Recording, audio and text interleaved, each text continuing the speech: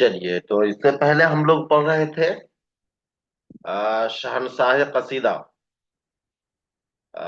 قصیدہ کے بادشاہ سودا کو ہم لوگ پڑھ رہے تھے، جس کو نقاش اول کہا گیا۔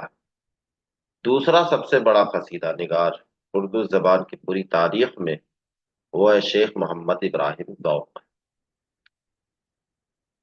اور دونوں کا دیکھیے گا، دونوں کا زمانہ مختلف ہے۔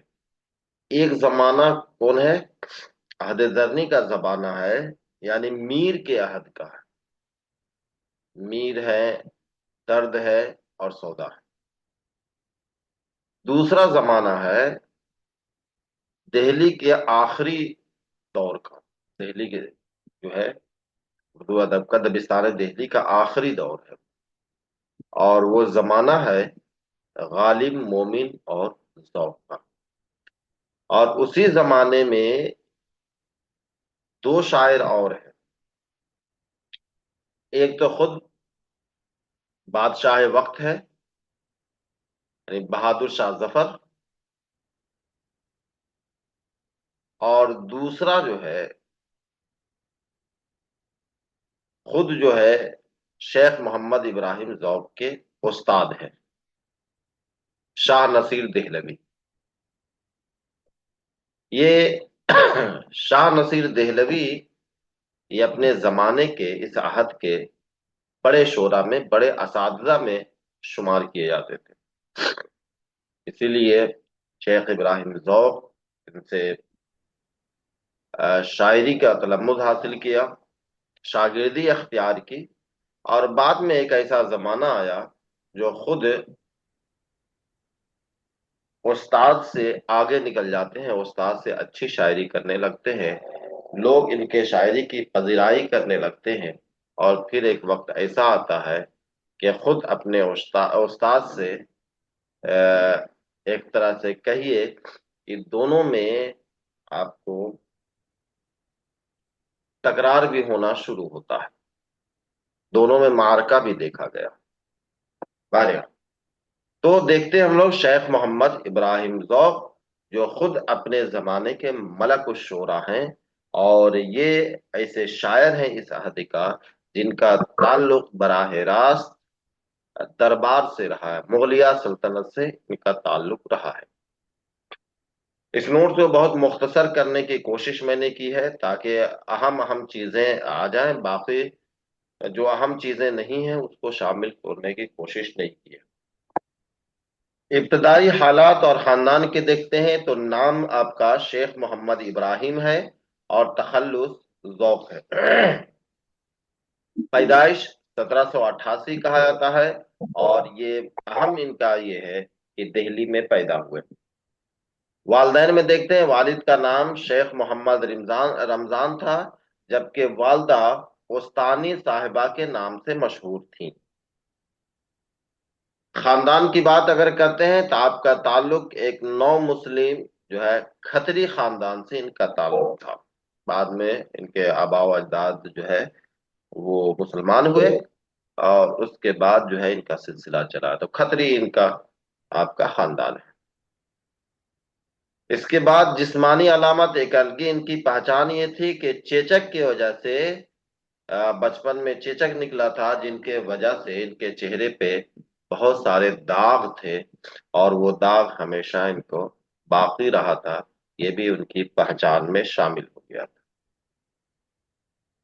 تعلیم اور اساتذہ میں دیکھتے ہیں تو پہلا استاد جو ہے حافظ غلام رسول ہے، جن کا تخلص شوق تھا، اور انہی کے مناسبت سے انہوں نے اپنا تخلص ذوق رکھا ہے۔ تو اس بات کو یاد رکھیے گا کہ انہوں نے ذوق تخلص کیوں رکھا، یعنی اپنے استاد کے مناسبت سے قافیہ پیمائی کر رہے ہیں۔ جہاں غلام رسول شوق ہے تو انہوں نے ابراہیم ذوق رکھا ہے۔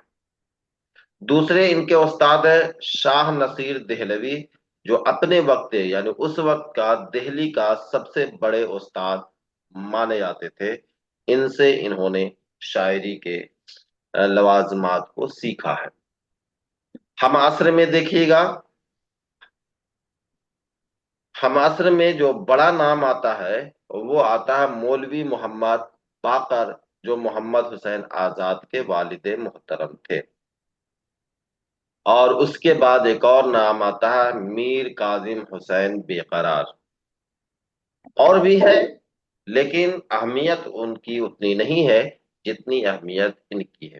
ایک تو مولوی محمد باقر ہے، جن کے تعلق سے آپ کو پتا ہوگا کہ جنہوں نے اردو کا پہلا اخبار، اردو اخبار نکالا تھا، اور یہ 1857 میں وہ انگریزوں کے ہاتھوں شہید ہوئے تھے۔ اور سب سے بڑی بات یہ محمد حسین آزاد کے والد محترم تھے۔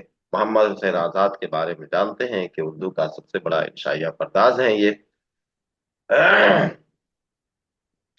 تو یہ ان کی آپ کی اہمیت ہے، اس لیے دو چیزوں کو ہم لوگ کو یاد رکھنا ہے، تو مولوی محمد باقر اور دوسرا میر کاظم علی جواد۔ اس کے بعد دیکھیے گا شوق کی شاعری میں مصنف کیا ہے، مصنف احمد حسین لاہوری، انہوں نے یہ کہا ہے کہ کس نے، احمد حسین لاہوری نے، کہ ذوق ہمیشہ جو ہے مزاروں پر جایا کرتے تھے اور دعا مانگتے تھے کہ الہی مجھے شعر کہنا آ جائے۔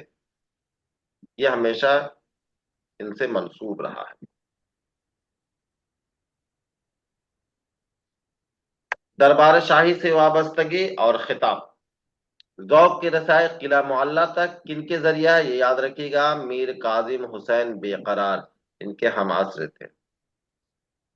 اور جب یہ وابستہ ہوئے قلعہ سے تو اس وقت ان کی عمر محض 19 برس کی تھی، کن کے مطابق، محمد حسین آزاد کے مطابق، کیونکہ ابراہیم ذوق کو اگر کسی نے زندہ رکھا ہے تو وہ محمد حسین آزاد نے رکھا ہے۔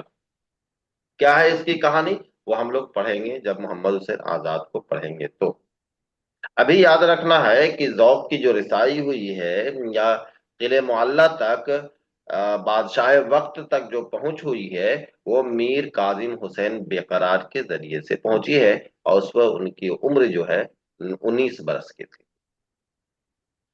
خطاب اور عطا کرنے والے شخصیت اور وجہ عطا دیکھتے ہیں۔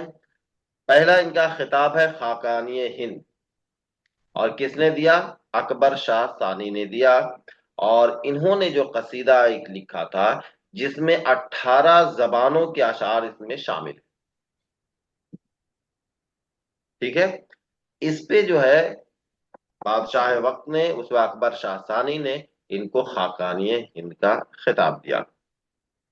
دوسرا ہے ملک الشورا، جس نے بہادر شاہ ظفر، یہ دونوں کوشچن میں سے آتا ہے جی، کس نے خاقانی ہند کا خطاب دیا اور کس نے ملک الشورا کا خطاب دیا۔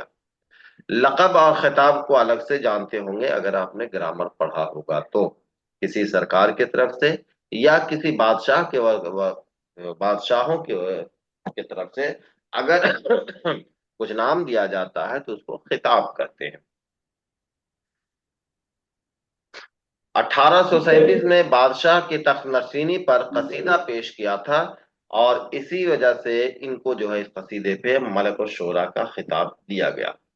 اس کے علاوہ بھی انعامات دیے گئے ہیں۔ بہادر شاہ ظفر نے ایک قصیدے کے سلے میں انہیں ایک زنجیر فیل، یعنی ایک ہاتھی دیا جو بالکل جو ہے زنجیر سے بندھا ہوا، کا مطلب یہ ہے کہ پورا سجا ہوا، پورے سجاوٹ کے ساتھ ایک ہاتھی ان کو تحفے میں دیا گیا، شاہی انگوٹھی دی گئی، اور 4 سپاہی خدمت کے لیے عطا کیے گئے، قصیدہ صرف پڑھنے کی وجہ سے۔ اور ایک اور قصیدہ ہے، قصیدہ عید قرباں پر، پورا کا پورا ایک گاؤں ان کو انعام میں دے دیا گیا۔ قصیدہ کا مطلب ہی یہی ہوتا تھا۔ آئیے ادبی کارنامے کی طرف آتے ہیں۔ اصناف سخن میں اگر دیکھیے گا، ذوق نے قصیدہ، غزل، قطع، رباعی، مثنوی، واسوق اور نظم سمیت تمام اصناف میں تمازمائی کی ہے، یعنی کچھ نہ کچھ انہوں نے اشعار کہے ہیں، مگر ان کی اصل جو پہچان ہے وہ آپ کو قصیدہ نگاری کی پہچان ہے۔ قصائد کی تعداد اگر کہیے گا تو تقریباً جو ہے مستند جو ہے وہ آپ کو 30 قصائد ہے، جو تمام کے تمام کیا ہے، اکبر شاہ ثانی اور بہادر شاہ ظفر کے مد میں ہے سوائے ایک قصیدہ کے۔ اب چونکہ انہوں نے اتنا قصیدہ کہا ہے، اس میں ایک قصیدہ بالکل مختلف ہے، تو وہ اہم ہو جاتا ہے۔ باقی تو آنکھ بند کر کے کہہ دیں گے یا تو اکبر شاہ ثانی یا بہادر شاہ ظفر، لیکن صرف ایک قصیدہ ہے جو بالکل مختلف ہے، وہ ہے دوسرے کے، اور کس کا ہے؟ عاشق نہال چشتی کے۔ وہ بھی ایسا ہے، نعتیہ قصیدہ یا منقبت ہے۔ کیا ہے؟ ان کے تمام قصائد اکبر شاہ ثانی اور بہادر شاہ ظفر کی مد میں ہے، سوائے ایک قصیدے کے جو عاشق نہال چشتی کی مد میں ہے۔ اب دیکھیے اس کے ذہانت اور علم کا اندازہ لگائیے، کتنا ذہین شخص یہ تھے۔ یہ کیا ہے؟ علم النجوم کی بھی ایسٹرولوجی ہے، یہ علم نجوم کے ماہر ہیں، یعنی ستاروں کو دیکھ کر بتاتے ہیں وہ۔ اس کے بعد طب بھی ہے، یعنی حکیم بھی ہے، منطق بھی پڑھا ہوا ہے انہوں نے، فلسفہ بھی پڑھا ہوا ہے، موسیقی کے تو رسیا تھے، موسیقی کے بھی ماہر تھے، فقہ اور حدیث جیسے علوم پہ گہری دسترس رکھتے تھے۔ وفات اور آخری کلام میں دیکھیں، ذوق کا انتقال 1854 میں ہوا۔ وفات سے محض 3 گھنٹے قبل انہوں نے یہ مشہور زمانہ شعر کہا ہے۔ کون سا ہے؟ کہتے ہیں آج ذوق جہاں سے گزر گیا، کیا خوب آدمی تھا، خدا مغفرت کرے۔ اچھا ایک بات یاد رکھیے گا کہ اس کو پڑھنے کے بعد آپ جو نوٹس دیکھ رہے ہیں یہاں پہ، اگر کوئی غلطی ہو، خاص کے تاریخ کا، کیونکہ جب پی ڈی ایف میں چینج کرتے ہیں تو کچھ ادھر ادھر ہو سکتا ہے، یا پھر مجھ سے ٹائپ کرنے میں اگر کوئی غلطی ہو، کوئی اختلاف ہو، تو آپ مجھے میسج ضرور کیجیے گا۔ کہیں آپ دوسری کتاب میں آپ نے پڑھا ہو، میں نے کہیں اور پڑھا ہو، اور اگر تاریخ میں اختلاف ہے تو مجھ سے ضرور رابطہ کیجیے گا۔ اولاد میں اگر دیکھتے ہیں، ان کے اکلوتے بیٹے کا نام کیا؟ شیخ اسماعیل فوق تھا۔ شیخ اسماعیل نام، تخلص ان کا فوق تھا، جنہیں انگریزوں نے بغاوت کے الزام میں پھانسی دے دی تھی۔ ناقدین کا کیا کرنا؟ محمد حسین آزاد ذوق اردو نظم کے خاتم، یہ محمد حسین آزاد کا کہنا ہے، کیونکہ جس طریقے سے غالب کے سب سے بڑے جو ہے شاگرد، جس کو کہا، جنہوں نے غالب کو منظر عام پہ لایا، الطاف حسین حالی ہے، اسی طریقے سے آپ کا ذوق کا سب سے بڑا جو شاگرد ہے وہ آپ کو محمد حسین آزاد ہے۔ امداد امام عصر کہتے ہیں کہ سودا کے بعد قصیدہ گوئی میں ذوق کا نمبر ہے، مگر ان دونوں میں پہاڑ اور ٹیلے کا فرق ہے۔ کوشچن آ جائے گا، پہاڑ اور ٹیلے کا فرق کس نے کیا ہے؟ کس نے کہا ان دونوں کا موازنہ پہاڑ اور ٹیلے سے کیا ہے؟ امداد امام عصر۔ مرزا غالب، یعنی حالی کے ذریعے سے مرزا غالب کیا کہتے ہیں؟ غالب ذوق کو پورا شاعر اور شاہ نصیر کو ادھورا شاعر مانتے تھے۔ یعنی غالب سے پوچھا گیا کہ آپ جو ہے ان کے بارے میں کیا آپ کا خیال ہے؟ انہوں نے ذوق کو پورا شاعر کہا ہے اور شاہ نصیر کو ادھورا کہا ہے، کیونکہ غالب کے نزدیک یہ تھا کہ جس نے قصیدہ نہیں کہا، جس نے قصیدہ گوئی میں مہارت نہیں رکھی ہے، وہ پورا شاعر نہیں ہے۔ پورا شاعر ہونے کے لیے ضروری ہے کہ وہ قصیدہ بھی کہے، کیونکہ ان کے نزدیک قصیدہ گوئی کمال شاعری کی شرط تھی۔ ٹھیک ہے، یہاں تک کوئی دقت؟